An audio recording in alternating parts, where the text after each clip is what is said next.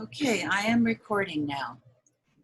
This presentation is being made possible by a grant given to Catholic Charities Hawaii from the Administration for Community Living, the Hawaii Alzheimer's Disease Program Initiative. The goal is to expand the circle of care supporting persons living with memory loss and their caregivers by providing effective dementia-capable programs, services, and resources that help them remain independent and safe in their communities. Dementia trainings like this are part of what we're doing for professionals and unpaid family caregivers. Now to introduce the presenter. Steve Tam retired earlier in 2020 from the Alzheimer's Association, Hawaii. He was the Director of Development and responsible for fundraising programs that provided the funds for research, programs, and classes, and legislative advocacy. He is now a program volunteer and sponsorship chair for the Oahu Walk to End Alzheimer's. Steve previously worked at Bright Star Care of Honolulu as its manager. 95% of the clients at this in-home caregiving company had some form of dementia. Prior to that, Steve worked at ARP Hawaii as the Director of Advocacy. He led advocacy campaigns on long-term care, Medicare, Social Security, caregiving, and financial security for seniors. Steve was a caregiver for his late father, who had Alzheimer's disease, and has two uncles who now have Alzheimer's. So with that, I will turn it over to Steve. Thank you, Jody. One moment, please. Yeah. Okay, mute. Okay. Okay, mahalo, Jody. Welcome to the webinar on the 10 warning signs of Alzheimer's. As we're all, a lot of us are. Okay. What I'd like to apologize for in advance is that in case you hear a garbage truck come rolling by, that's what it is, because it's garbage day here near my home. And also, if you hear someone knocking at the door, it's because we're expecting a delivery from the mail carrier. The good news is that I don't have a resident rooster roaming around, but in case you want to give me one, feel free to do so. No, I'm just joking about that. But anyway, thanks, Jody. Again, my name is Steve Tam. I'm a volunteer with the Alzheimer's Association and facilitating this webinar today. As she mentioned, I really volunteer in memory of my dad. I really personally hate how Alzheimer's disease took an emotional toll on my family. Alzheimer's disease robbed my father of his memory, his ability to walk and to talk, and the ability to communicate with my mom and even to communicate with his grandson and his granddaughter. My dad passed away about 4 days before my parents' 60th wedding anniversary. This disease resulted in causing me to quit my 20-year career in real estate. And during the meantime, I instead spent my time as a caregiver, and then for the last 10 years advocating for kupuna and increasing awareness of Alzheimer's disease.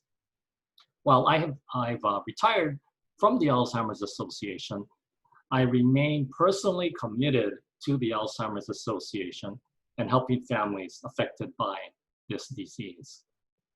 Today's program is designed for those who want to learn more about the warning signs of Alzheimer's and other dementias, and those who notice memory or thinking changes in themselves, in others, or loved ones. Throughout this presentation, we'll see a number of videos. Let's take a look at what we'll be discussing today.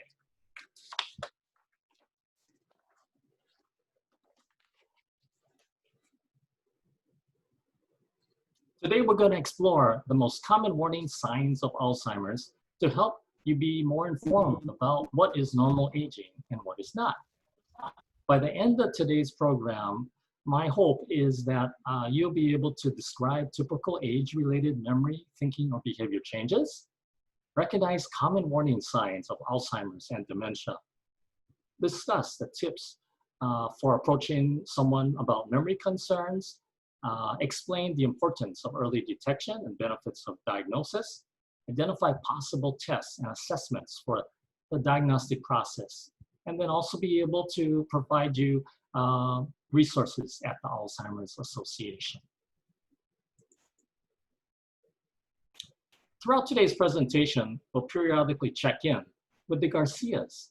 They're a fictitious family following along as Mary's daughters discuss their mother's memory changes and take action to find the cause.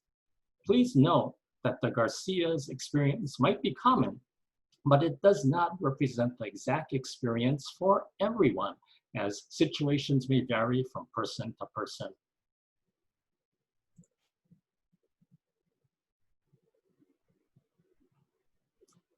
Okay, let's meet Mary. Mary is a 73-year-old widow who lives alone. She's a retired teacher, has always meticulously cared for her home. Her daughter, however, has recently noticed laundry piling up and mail and newspapers scattered around the house. We also have Lydia. She's the eldest of Mary's two daughters. She lives a few miles away and visits her mother frequently. We also have Patricia. Patricia lives in another state, works long hours, is unable to visit her mother frequently. She communicates with Mary and Lydia frequently via phone and text. Lydia is concerned about their mother's noticeable lack of tidiness and that she is continuously losing things. She reaches out to Patricia. Oh, I'm so glad.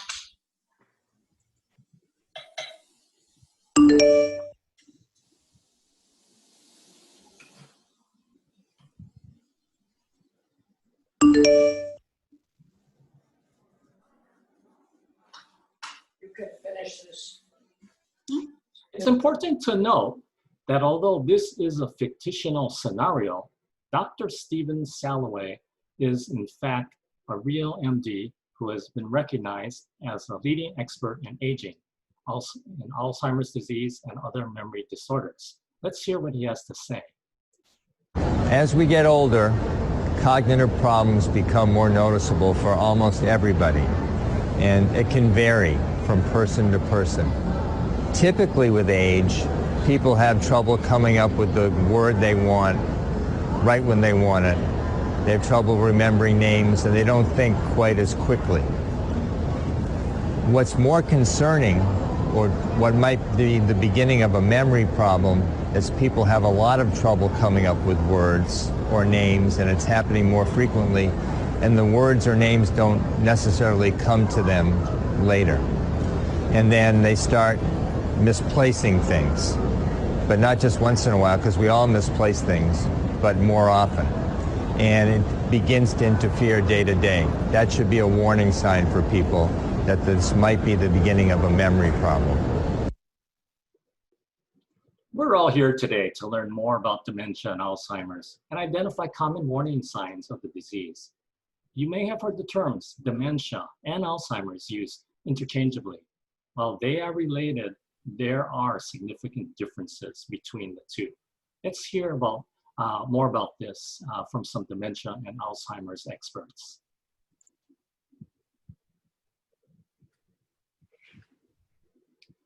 First, we have Dr. Heather Snyder.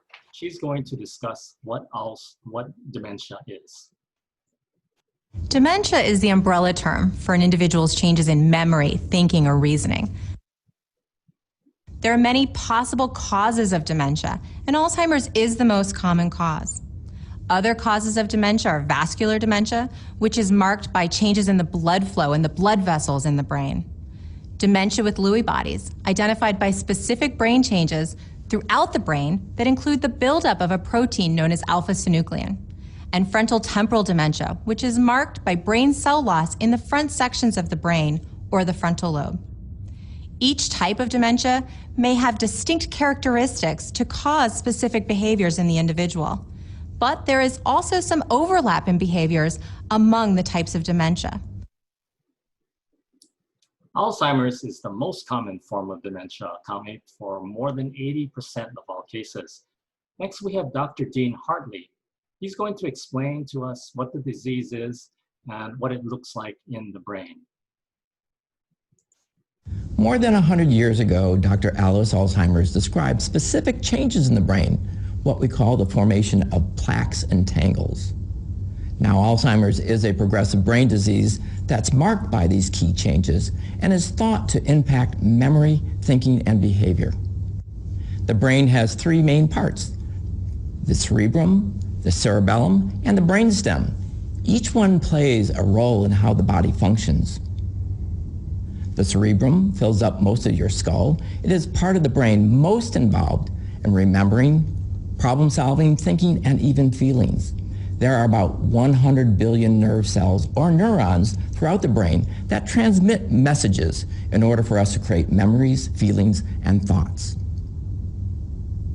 Alzheimer's disease causes nerve cells to die, which leads to the brain tissue loss, or what we call shrinkage, and causes loss of function and communication between cells.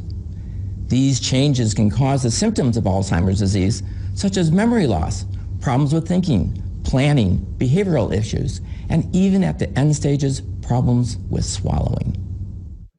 Lastly, we'll hear from Ruth Drew. She's the Director of Information and Support Services at the Alzheimer's Association, and she's going to talk about the importance of recognizing the warning signs of Alzheimer's. It's important to know what the warning signs of Alzheimer's are and to be on the lookout. We know that we change over time, and the warning signs of Alzheimer's can be warning signs of a number of things. But when you see those in yourself or in someone you care about, it's important to check it out, to consult with a doctor, to find out what you're dealing with. As Ruth said, it's important to know what the warning signs are and to be on the lookout for those marked changes. The Alzheimer's Association, as a leader in this area, developed a list of 10 warning signs to help people understand the difference between normal aging and common signs of possible dementia. This list is intended to be a tool only to help identify unusual changes in a person's memory, thinking, or behavior. It's important to note that this list does not constitute a diagnosis of Alzheimer's or dementia. These are simply the most common examples of changes experienced. Individuals may experience one or more of these signs in different degrees. Let's explore each sign and what some typical age-related changes may be.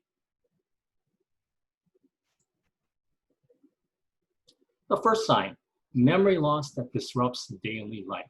One of the most common signs of Alzheimer's, especially early on, is forgetting recently learned information. Others include forgetting important dates or events, repeatedly asking the same question, and increasingly relying on memory aids or leaning on others for things or tasks once handled on their own. A typical age-related change is sometimes forgetting information, but remembering later. The second sign is challenges in planning or solving problems.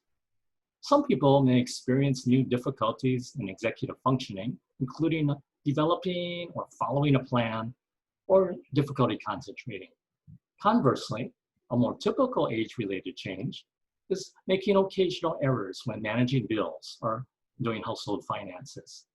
Let's hear from John, who is living with dementia with Lewy bodies, about how he experienced this early warning sign. I was probably spending 4 to 5 times more time preparing for something than I did, say, 5 or 10 years ago, because of the, I would lose my thought, I'd lose my focus, I'd get anxious, I wouldn't get to sleep. I was thinking this, I was in my sleep, I was thinking about what I was anxious about, which was I was trying to remember, which was I was trying to prepare, which I was trying to do. So it was really a vicious circle of, so I was able to control it a lot, so that people wouldn't see things, and there weren't things to be seen. It's what was disturbing me was what effort I had to put into to do the things I used to do more easily.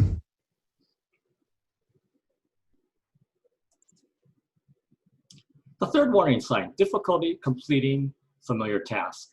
People living with dementia often find it hard to complete daily tasks that used to be managed with ease, such as driving to a familiar place, to Ala Moana, or to a doctor, writing a grocery list, or remembering how to play a favorite game. Conversely, a typical age-related change would be occasionally needing help to use maybe a microwave or a TV remote. This could also include having trouble with new technology that a person hasn't had the opportunity to engage with as frequently. Let's hear a little bit more from an association expert.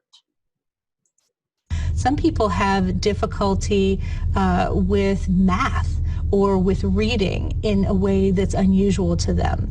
And once again, this is a change in that person. So for example, we all know somebody who was never able to balance their checkbook, right? So that wouldn't be a warning sign for them. But if somebody who always balanced their checkbook to the penny suddenly was paying bills, the same bill over and over, and not able to balance their finances, well, that would be a sign for them.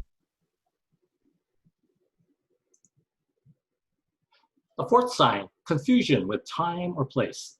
An individual living with Alzheimer's or another dementia may lose track of dates, seasons, or the passages of time. They may have trouble understanding something if it's not currently happening, or become confused about where they are or how they got there. This can become more dramatic or profound in middle and late stages. A more typical age-related change could be getting confused about what day it is or when a scheduled appointment is, but being able to figure it out later. The fifth sign, trouble understanding visual images and spatial relationships. What we're talking about here are some individuals with Alzheimer's or another dementia may experience vision problems, which can lead to difficulty with balance, trouble reading and problem judging distance and determining color and contrast, which can all impact driving or navigating really the environment around them. Vision changes, such as cataracts, on the other hand, they are a more typical age-related change. What this sign does is it shows us that these changes are not just about memory. It's important to think about all the other ways that someone's daily life may be impacted by any of these changes. Our expert explains more. Let's take a look. Alzheimer's disease is not just a disease of memory. It can affect other things too. It can affect the way that we perceive what we see. So sometimes somebody in the early stages of Alzheimer's might go to the eye doctor because they're having trouble seeing, and in fact, their vision is just fine, but the way they're perceiving what they're seeing may be difficult. The sixth sign is problems with words and speaking or writing. Individuals may have trouble following or joining a conversation. They might stop in the middle of a conversation and possibly forget about what they're talking about. And they might continuously repeat themselves. They might also struggle with finding the right word or calling things by the wrong name. They may start to use more descriptive terms to talk about something rather than the actual name of the item. A normal age-related change, however, would be occasionally having trouble finding the right word. Let's hear from Phil, who's living with Alzheimer's, about this warning sign. The other thing that I've increasingly been struggling with are words, which I've dealt with words my entire life, you know, as an avid reader, as a reporter, as a writer.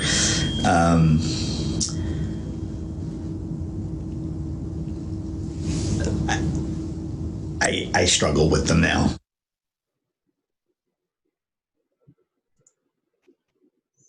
Next sign is sign number 7. And by the way, folks, just as I predicted, the garbage truck is coming down my street. So hope you can still hear me. The 7th sign is misplacing things and losing the ability to retrace steps. This sign often causes concern in people.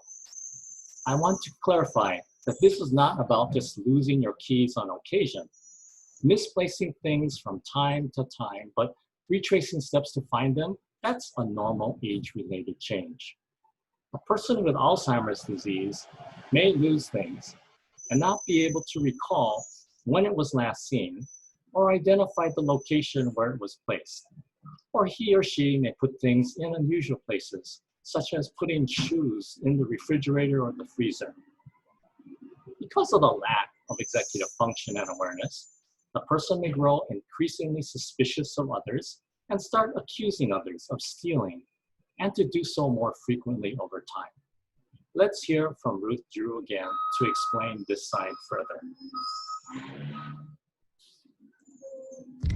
So some people wonder if, if they lose their keys or their glasses or their purse, is that a sign of Alzheimer's? And one thing that I would say about that is, for most of us, we might misplace something, but then if we retrace our steps, we can usually find it. We can usually remember. For a person with Alzheimer's, sometimes they're not able to retrace their steps. Sometimes that memory is just gone. And so when they do find their keys next to the phone because they got interrupted by a phone call when they were coming in, they set their keys down in an unusual space, so there they are next to the phone. If that happened to you or me, we'd probably remember, oh yeah, the phone was ringing when I came in the door. I put down my keys. The person with Alzheimer's might not remember. They might wonder who's moving their keys around because they never put their keys by the phone. So that's just a little bit of a difference in some of the dynamics with losing things in Alzheimer's. Okay, hang in there with me, guys. The garbage truck is almost gone. And the good news is that the postal carrier has delivered the mail. And so I think we should be good to go without any outside sounds in about maybe 10 seconds or so. Anyway, the eighth warning sign is decreased or poor judgment. Individuals may experience changes in judgment or decision-making, such as using poor judgment when dealing with money or paying less attention to hygiene and grooming. This can be especially common in individuals who live alone. Making a bad decision once in a while, such as forgetting an oil change, that's a more typical age-related change. Let's hear from Teresa about this. The way I kept my house, I wouldn't say I was OCD, but pretty close to it. And all of a sudden, everything was okay with me. It's like, oh, it's a pile, I'm tired. So my dining room table usually looked like it was someone's office, because I always would say I would do it tomorrow. And then my bedroom, as far as clothing, I would just put it in a corner, put it in a chair. And all of this is just, I wouldn't say it looked like I was a pet wreck, but really I was, because I never threw anything away. I always would say, I'll get to it, but I never did get to it. So just the way of my standard of living, it was actually decreasing. Okay, the ninth sign, that's withdrawal from work or social activities. As we age, it's normal to feel uninterested about family or social engagements at times. However, someone who is experiencing dementia-related changes may start to lose their ability to hold or follow a conversation, and as a result, begin withdrawing from social encounters or hobbies. They may lose the confidence to engage in that way. Let's hear from Dr. Salome. One of the most common changes, and early on, is the person's comfort zone shrinks a little bit, and then that gets worse throughout the course of the illness. So they're less comfortable going out, they're less motivated to do things than they were in the past. So there's some change in day-to-day functioning that way.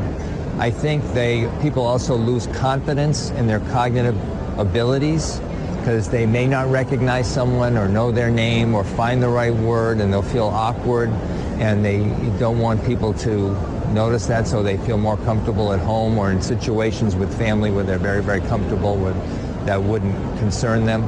So people tend to withdraw a little bit and be less outgoing. That's can be one of the early signs of Alzheimer's. And the 10th sign, excuse me, changes in mood and personality. Individuals with Alzheimer's or another dementia may become confused, suspicious, depressed, fearful, or maybe even anxious. They might get easily upset, either at home or when out of their comfort zone. As we age, however, it's normal to develop very specific ways of doing things and having a certain schedule, and may become upset or irritable when our routine is disrupted. Someone with Alzheimer's or dementia may get fearful, become angry, or easily frustrated, which is something that should be addressed. Dr. Salloway will share more. Another early sign of Alzheimer's or dementia is subtle changes in behavior. So all of a sudden, the family may notice the person is more easily irritated, or more impatient, or a little moody, or have a shorter fuse, or more anxious.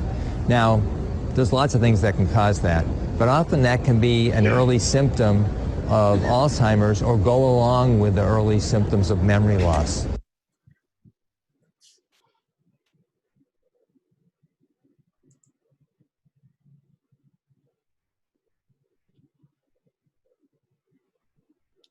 Let's check in with the Garcias again. As we talked about earlier, Mary's daughters are concerned about the changes they're observing in their mom. They want to know when it's time to see a doctor about the changes they've witnessed. Let's take a look at their conversation. Did you look at the warning signs info I sent? I did, but still don't know. Mom's showing a couple of signs, but not all the time. How do we know it's serious enough to see a doctor? Let's check with Dr. Salloway.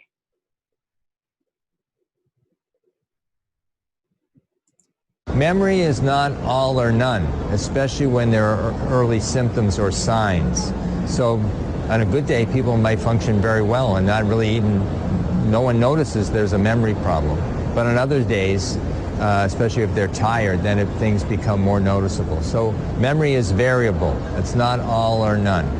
And then there are different type of symptoms that develop for each person. So some people may have trouble with language, may have trouble with organizing themselves, may have trouble navigating while driving, and other people don't have the same symptoms. So you don't have to have every symptom of Alzheimer's to be concerned.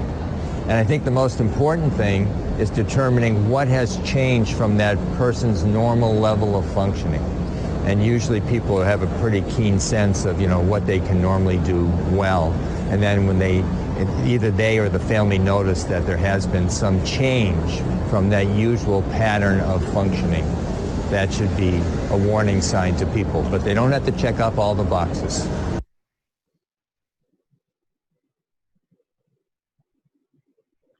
Dr. Salloway gives us a great recap. It's important to remember that these warning signs are intended to be only a guide to help identify problems in memory, thinking, or behavior that may be related to Alzheimer's or another dementia.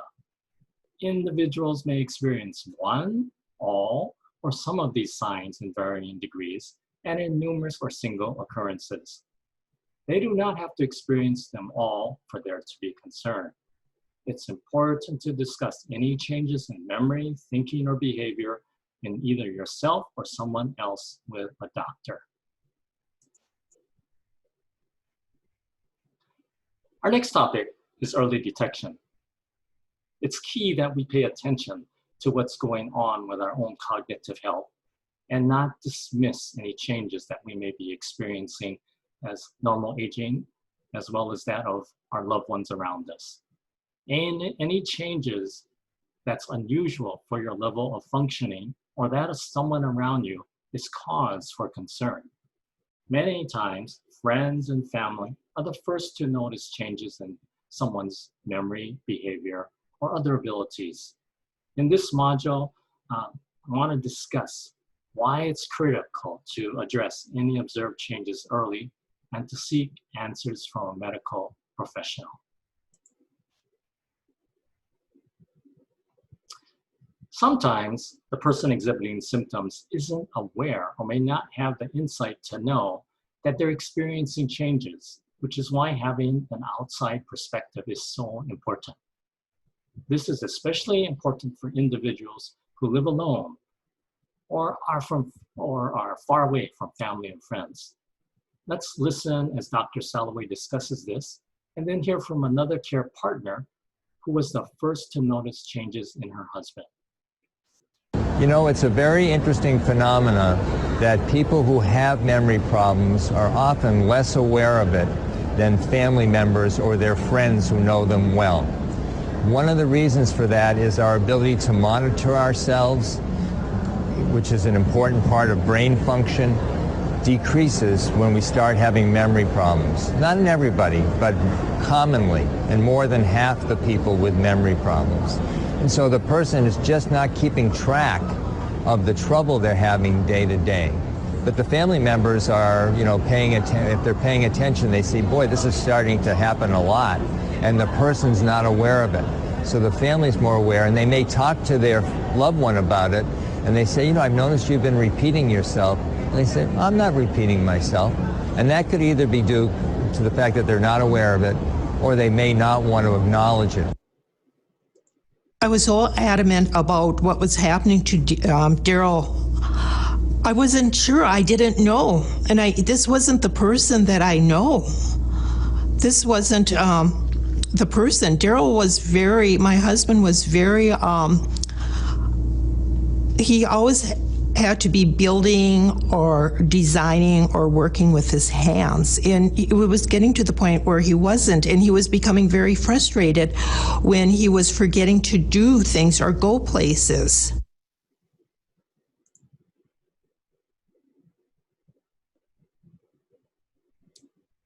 If you continue to observe these changes, it's critical that you plan to take the next step and have a conversation with the person or others close to him or her about what you've noticed. I know this can be difficult or an uncomfortable conversation to have. The Alzheimer's Association has developed a roadmap of 10 helpful steps to help make addressing memory concerns less daunting and more productive. Let's take a look.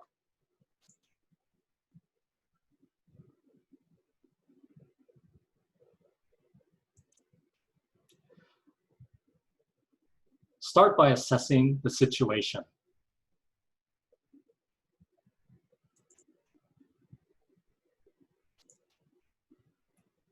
What changes in memory, thinking, or behavior do you see? What is the person doing or not doing that's causing the problem? What else is going on? Various conditions can cause changes in memory, thinking, and behavior. Are there other health or lifestyle changes that can that could be contributing to these changes?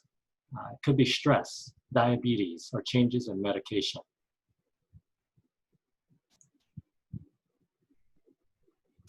Learn about the signs and benefits of early diagnosis. You've already taken the very important first step by joining us for this program to learn about these topics. Did you by chance notice any of these signs in the loved one that you're concerned about? Has anyone else noticed the changes you've observed?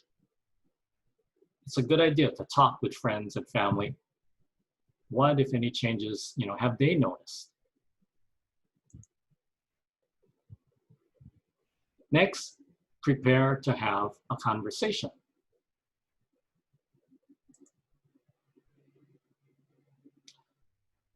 Who should be the one to discuss concerns with the person? It could be you, a trusted family, or a friend, or a combination. It's usually best to speak one-on-one so that the person doesn't feel threatened or ambushed, but use what you know about the person to judge what's the appropriate and best approach to have.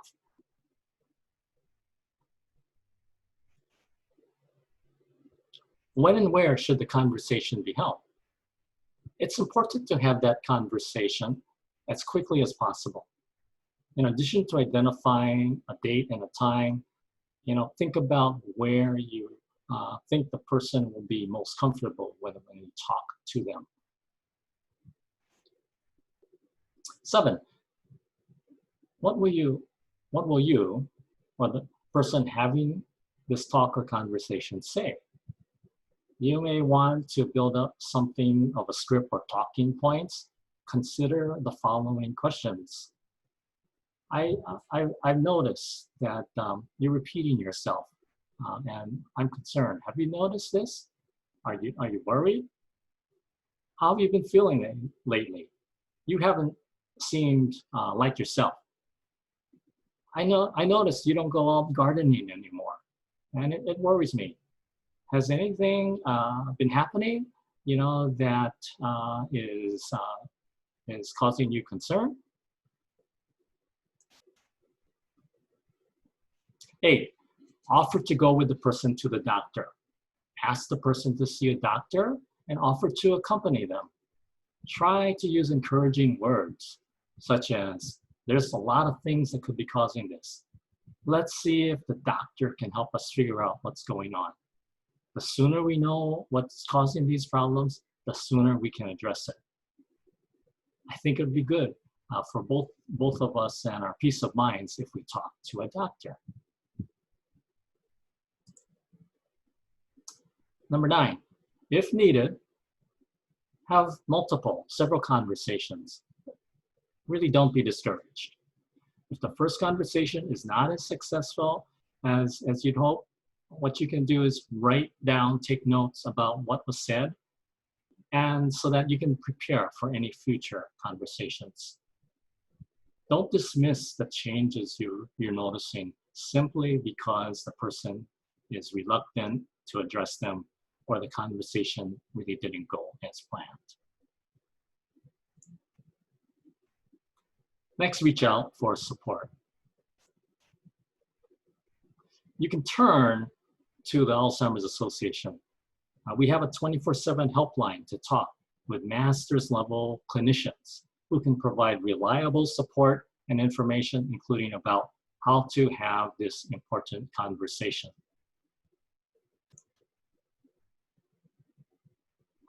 Finally, please see a doctor.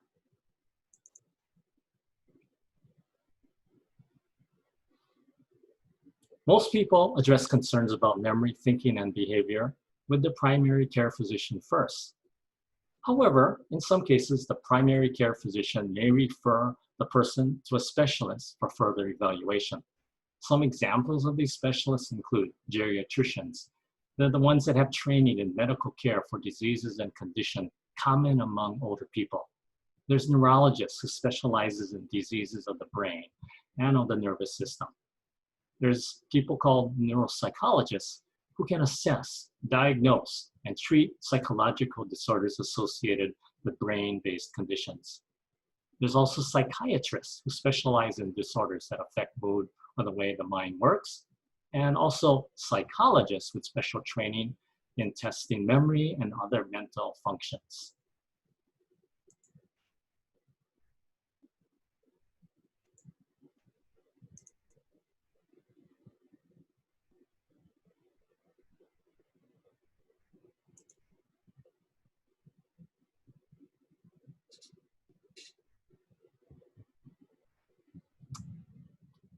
We now know what signs there are to look for and how to approach the conversation. Now let's discuss the benefits of detection. There are a number of benefits in early detection of Alzheimer's. For one thing, a person is able to have a voice in what happens next. They can make plans. They can live life more on their own terms. They can also make plans for the future, financial plans, care plans. They can let people know what they want, which can be a real gift later on. It also allows time for families to make plans and to make decisions about who can do what and figure out care and those kinds of issues. Also, the treatments that are available for Alzheimer's don't cure Alzheimer's. They don't slow down the disease, but they do help with symptoms. And it seems as though they tend to work better the earlier a person is able to use those. So that can help too. Some people are interested in clinical trials. Clinical trials allow people to have access to treatments that aren't available yet. And for some people, that can be a really important thing to pursue.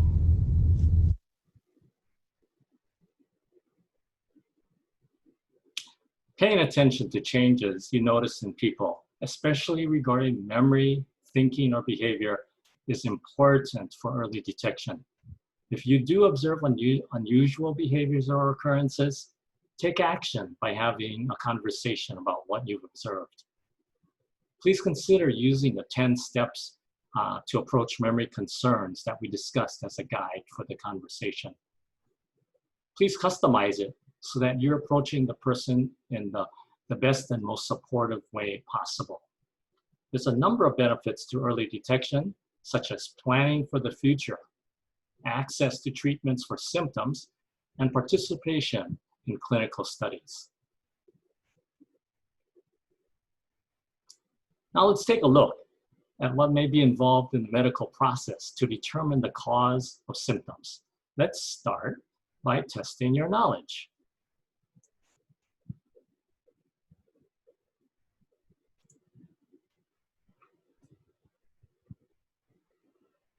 I have a question for you. There is currently no way to diagnose Alzheimer's disease. Is that true or false?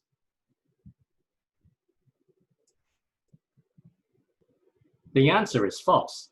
Contrary to an outdated belief that an Alzheimer's diagnosis can only be made in autopsy, there's a number of assessments and tests that make it possible for healthcare professionals to diagnose Alzheimer's and dementia with a real high degree of certainty. However, determining the cause of dementia can sometimes be more difficult.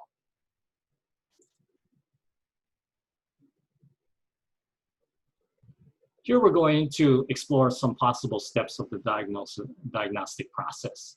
Keep in mind, as we move through these steps, not everyone may be asked to undergo each one of these by their doctor. Assessments may include medical history, physical exam, screening for depression, an interview with close companions. Tests may include lab tests, mental cognitive status tests, brain imaging. Mary's daughters are preparing for answers about their mom's changes in behavior. They wonder, do dementia-like symptoms always result in a diagnosis of Alzheimer's or dementia? Appointments have been going well. Mom's handling them well. I think it's really dementia? Guess we won't know until we get a diagnosis. But let's ask Dr. Salloway if it could possibly be anything else. Someone could have high blood pressure that's out of control, or they might have a thyroid condition that's not regulated, or diabetes that's not right, or on a medication that actually can cause memory loss. Drinking too much alcohol can make memory worse. So there are a lot of factors that go into cognitive difficulty with aging that some of them can be remedied. And so we want to do everything we can to improve cognitive ability and quality of life.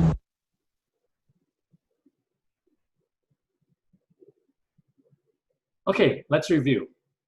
The diagnostic process will vary from person to person, depending upon an individual's specific situation and what the doctor feels is the right course of action for that person. The diagnosis may be something other than Alzheimer's or another dementia, which is why it's important to investigate the cause of the symptoms. Stigma and misconceptions about Alzheimer's, like nothing else can be done, this can deter some people from seeking a diagnosis. Getting information and support is also a critical next step. Let's learn a little more about what the Alzheimer's Association has to offer.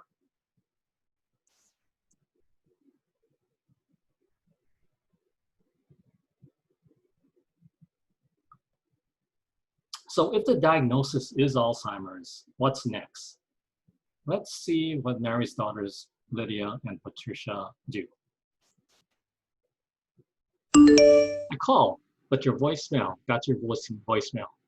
Call you later when I get home, but the diagnosis is Alzheimer's. Oh no, what do we do now? Doc said the Alzheimer's Association offers free resources, even help for people.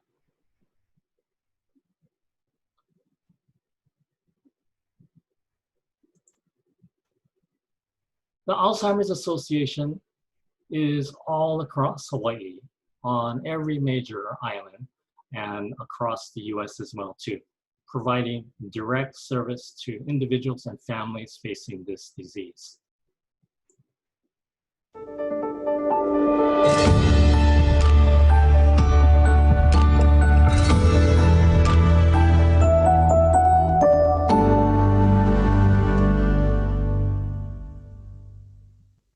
Our mission is to eliminate Alzheimer's disease through the advancement of research, to provide and enhance care and support for all affected, and to reduce the risk of dementia through the promotion of brain health.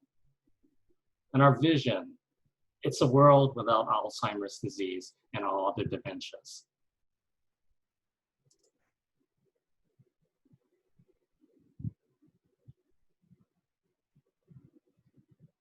The association is available wherever and whenever you need reliable information. 3 of the key resources that can connect you with the information and support include our 24/7 helpline, 800-272-3900. Call anytime, day or night, to get information and support. It provides access to highly trained and knowledgeable staff who can help with education, decision-making support, crisis assistance, and resource identification. We have master-level clinicians available around the clock to provide in-depth care consultation, a free of charge care navigation service offered to families at any stage of the disease. Help is available in a lot of different languages. Let's hear from Tim, a care planner who has called the helpline for support. I've had a couple of phone calls that I've been able to make in to the call center when I've had a couple of quick questions that I wanted to ask. You know, there's been a couple of nights, 2 o'clock in the morning, you have questions, you have anxieties, and I was struggling dealing with them, and it's amazing. It was one of the best things I ever did was keeping the call center on my favorites now. Just to know that there's somebody you can call who is aware of what you're going through. Next is our website, alz.org. Often the first step for individuals following a diagnosis of Alzheimer's or another dementia. It includes sections specifically for people living with the disease and also for caregivers. We'll hear from Teresa, who's living with Alzheimer's, about what causes or what questions she had and the information she found on alz.org.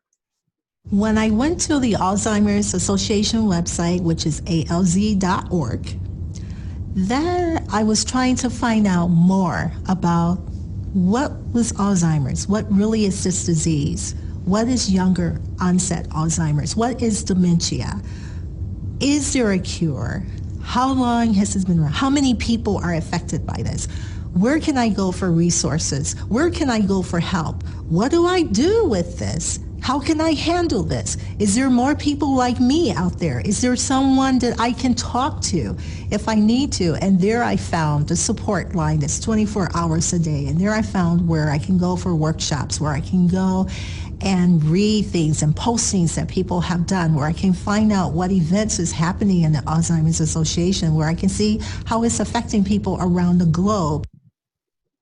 And we also have Community Resource Finder. It's a wealth of community-based resources available in your area, on your island. It's including long-term care and community-based services, you know, of course, information about the Hawaii Alzheimer's Office and, you know, our programs and support services. You can go to the website, alz.org/CRF. Tom is also living with Alzheimer's and shares his experience seeking help from the association to find local resources. Since I've been diagnosed with dementia, the one place that I know I can go to for assistance and help and support is to the Alzheimer's Association. There are people there that I know by name that I can contact if I'm having a difficult time or if I'm struggling to find some resource, that they will provide that to me.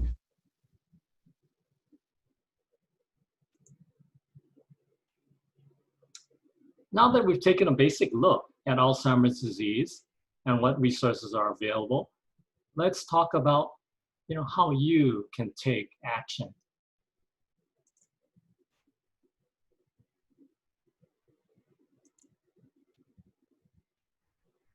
One way, volunteer. Whether you can spare a few hours a week or make a more significant time commitment, consider volunteering with the Alzheimer's Association. Numerous opportunities are available, including becoming a community educator or even joining the Walk Planning Committee. The Walk to End Alzheimer's is coming in the next couple of months. Visit alz.org/volunteer to learn more. You can help with advocacy. Become an Alzheimer's Association advocate and speak out on behalf of the needs and the rights of those facing the disease. Visit alzimpact.org. We also have something called Trial Match. Everyone can help advance Alzheimer's research by participating in clinical trials. Get started with Alzheimer's Association Trial Match. It's free and it's an easy to use clinical study matching service. Visit alz.org/trial match. Also, another great way to get involved is the Walk to End Alzheimer's. Form or join a team for the Alzheimer's Association's Walk to End Alzheimer's. Really do this in memory of a loved one or a friend or a neighbor. Raise funds and awareness. It's held across the nation and it's held on all the islands in Hawaii. The Walk to End Alzheimer's is the world's largest fundraiser for Alzheimer's care, support, and research. There's 4 walks coming up in Hawaii. We have the Hilo Walk on September the 26th, the Maui Walk on October the 17th, the Oahu Walk on November the 7th, and Kauai has their walk on December the 5th. These are walks because of the COVID situation where we're not asking everyone, as in the past, to join at some location and walk as a large group. However, it's something where we're asking you to walk as a family of just a few people to walk in honor of someone and to raise funds. Join, visiting alz.org/walk. You can get more information on how to do so.